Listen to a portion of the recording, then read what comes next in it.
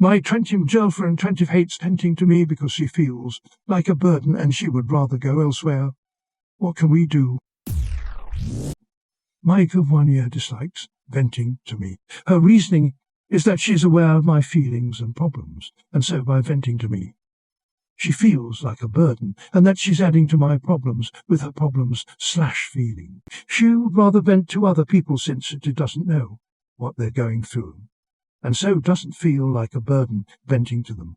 I genuinely love when she vents to me, but no matter how much I try and reassure her, the feelings are hard to shake. It hurts because I'm there for her all the time and want her to use me and talk to me. She is the person I care about most in this world. But when she goes elsewhere, I feel entirely useless. How can I help her in general with her feelings? And how can we change this mindset together? Any help is appreciated. Thank you so much for reading. Too long. Don't read. My doesn't like venting to me because she feels like a burden since she knows of my personal problem.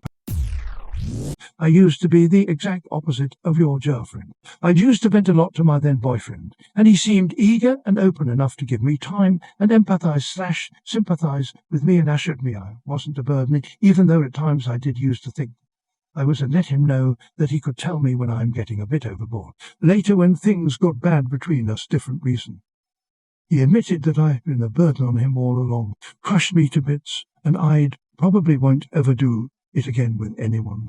I get where she's coming from, and she's not completely wrong. I think you should try to be as open as possible to her, but also suggest some therapy. Edit, not exactly opposite. I highly recommend therapy. I find that when I'm in therapy and have a safe space to vent, then I can talk about these issues with my partner before/after talking to the therapist in a less heavy manner. So it's more like problem solving together or discussing rather than emotional dumping, which I say for my therapist.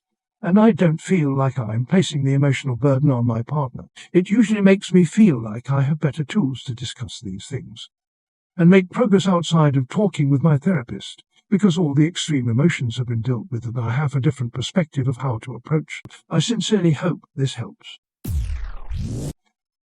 This is what therapy is for. Honestly, it's great that she trusts that she can vent to you.